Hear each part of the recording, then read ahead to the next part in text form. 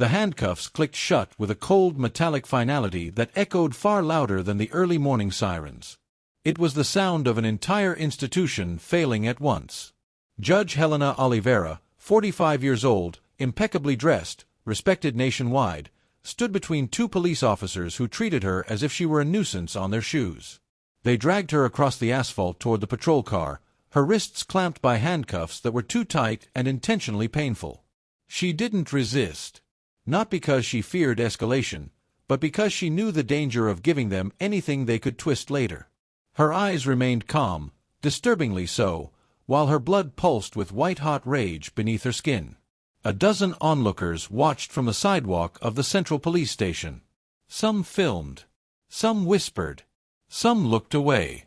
But Helena held herself with the composure of someone who had once sentenced a cartel boss while his gunman sat 10 meters away. These officers didn't know who she was. But they were about to learn. 30 minutes earlier, Helena had stopped at a gas station to fill up before driving to a national conference where she was scheduled to deliver the keynote speech. That was when two officers, Miguel Mendez and Orlando Cardoso, approached her with the confidence of men who believed they never made mistakes but often created them. Her car, her purse, her ID, her life. None of it mattered the moment they saw her skin. ID, Officer Mendez demanded, hand already resting on his holster, though Helena had done nothing but stand still. I'm a federal judge, she said calmly. My ID is in my purse, which is inside my car. Cardoso snorted. Dressed like a lawyer today, hum? You people always try something. That phrase, you people, was the opening note of a song she'd heard countless times in court. Today, she heard it from the wrong side. When she reached toward her purse, Mendez grabbed her arms, twisting them behind her back. Hands off! Helena protested. That's excessive. My ID is right there. Just check it. I am telling you the truth. Oh, sure, Mendez laughed, snapping the cuffs over her wrists. And I'm the damn president. The gas station attendant, Jenny, a 23-year-old trying to afford night classes, watched the entire thing. She recorded from behind a display of windshield wipers, her hands trembling, knowing exactly what she was witnessing. Within minutes, Helena was shoved into the patrol car. Within 20, she was marched into the police station like a criminal. Within 30, everything changed. Deputy Renato Torres, gray-haired and exhausted from 2 decades of managing a station where he was both king and warden, saw Helena being processed and felt a twinge of unease. Something about her calmness unsettled him. Criminals begged. Criminals cursed. Criminals fought. But this woman stood still, back straight, chin lifted like someone accustomed to speaking to rooms full of people who addressed her as Your Honor. Charges? Torres asked, trying to sound casual. Ideological falsehood, Mendez answered with a shrug. She pretended to be a judge. And she had a forged badge, Cardoso added. Torres frowned. Forged? Yeah. Looks expensive too. Torres hesitated, a hesitation that would come back to haunt him. He allowed the booking to proceed. Photographs. Fingerprints. Mocking laughter. Every time she spoke her title, the officers cackled louder. When they finally placed her in Torres' office, she said one sentence that pierced his gut like an icicle. Deputy, give me one phone call, and this situation will resolve itself. Torres didn't believe her, but he feared he might. He slid the landline across the desk. Helena dialed. She didn't look at the men in the room. She didn't look at the camera phones recording through the hallway window. She simply pressed the receiver to her ear and waited. 1 ring. 2, 3.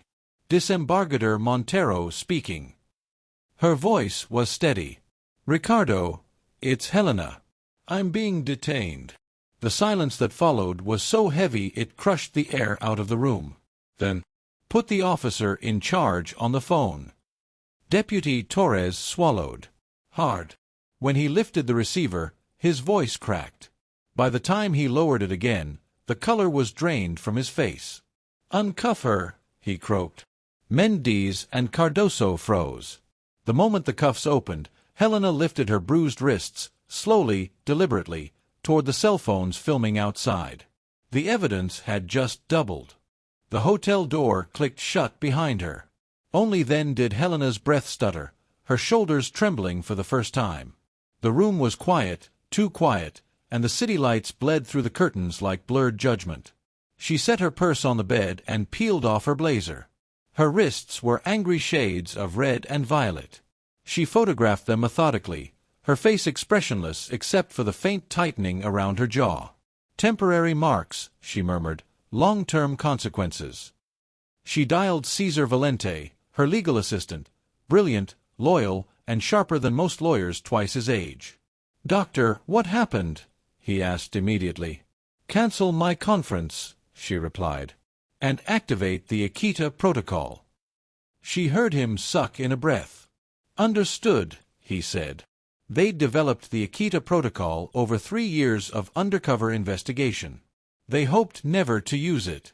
Tonight, they did. She recounted everything. Caesar wrote in silence.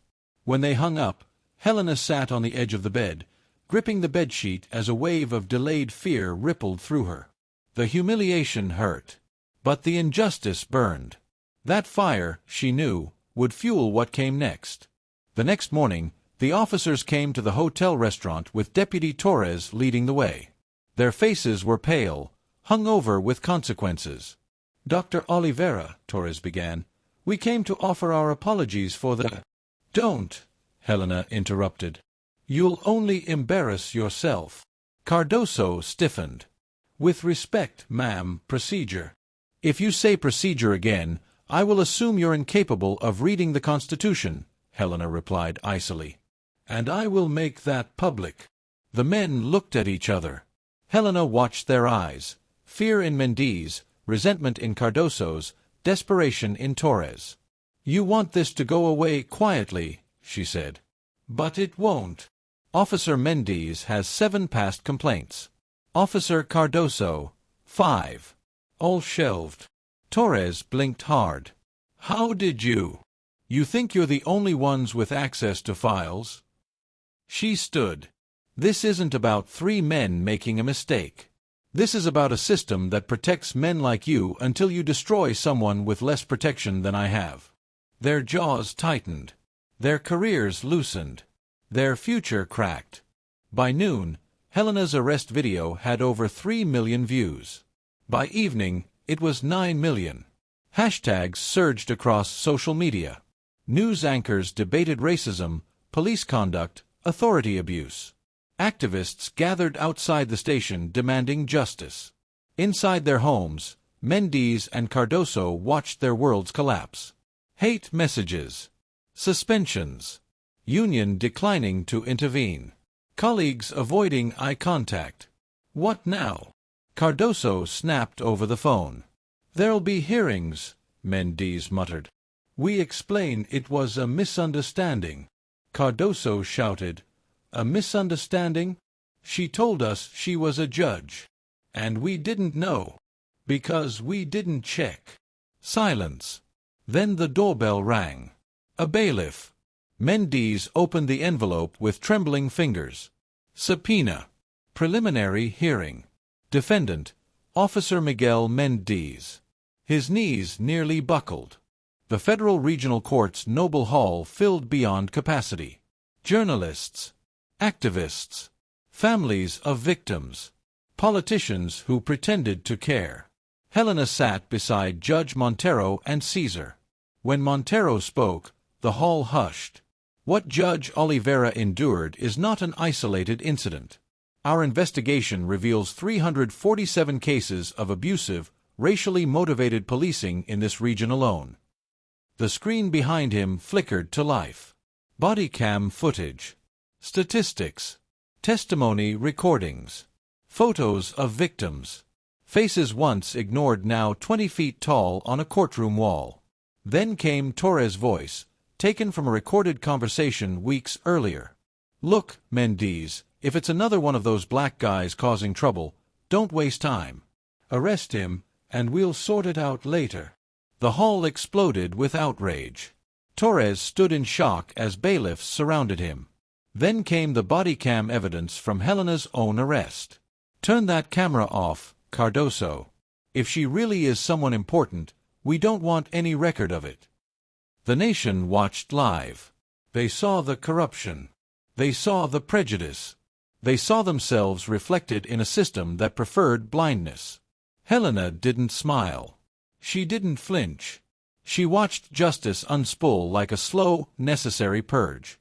In interrogation rooms, Officer Mendes faced 37 documented abuses. Official dismissal. Criminal proceedings. No plea deal available. Officer Cardoso faced racial profiling investigations and leaked racist posts that destroyed any public defense. As for Torres, he was fired, tried, and for the first time in his life, treated as a man accountable to the law he once twisted. At the gas station, Jenny, the young woman who filmed everything, was fired too, accused of damaging the station's image. The public backlash was instant and brutal. Boycotts, bad press, lost contracts. Within days, Jenny was rehired, promoted, and given back pay. But for her, the damage had already been done. That night, she stood at Helena's door, eyes swollen. "I'd do it again," she whispered. Helena nodded. "I know." 2 weeks later, the Helena case became the most watched congressional inquiry in the country. Jenny testified first. Her voice wavered, but her conviction didn't. Law students, attorneys, and young black professionals filled the audience, many wearing shirts that read, "If she wasn't a judge, she'd be another statistic." Helena watched them with a quiet sense of responsibility heavier than any courtroom robe. Caesar leaned in. "I didn't think change would come this fast," he whispered. "Change never comes fast," Helena replied. "It comes all at once, after years of silence." In the months that followed, police academies rewrote training programs. Judicial institutions added mandatory bias seminars. Universities added the Helena case to their legal curricula. Helena was appointed head of the newly created Department of Judicial Integrity. At her inauguration, cameras captured her words. "When I was handcuffed, 2 things were at stake: my dignity and the dignity of every person who never got the chance to fight back." In the crowd, Jenny stood as a newly enrolled law student, her scholarship funded anonymously by Helena. Caesar stood beside her, now the youngest assistant judge in the court's history. The world didn't change overnight. But it changed. And it knew exactly when the shift began. The night they handcuffed justice. Months later, an envelope arrived in Helena's office from a return address she didn't recognize. Inside, a handwritten letter from former Deputy Torres, now serving part of his sentence under house arrest. "It took me 40 years to understand what you demonstrated in a single night. Justice isn't abstract. It's a chain of choices, ones I broke and you reforged. I know apologies change nothing. But I offer mine anyway." Helena folded the letter gently. Not forgiven. Not forgotten. Just acknowledged. Sometimes that was enough. During a lecture Helena gave to young students, a small girl raised her hand. "Dr. Helena, weren't you scared when they handcuffed you?" Helena paused. "Yes," she answered truthfully. "But courage isn't the absence of fear. It's deciding something matters more than fear." "What mattered more?" the girl asked. Helena smiled softly. "My voice," she said. "Because that night I learned the strongest handcuffs aren't the ones they locked around my wrists. They're the ones we allow them to lock around our voices." The room fell silent. Then applause rose, soft at first, then thunderous. A new generation listened. And unlike the system that tried to silence her, they understood. Justice speaks. And now, so would they.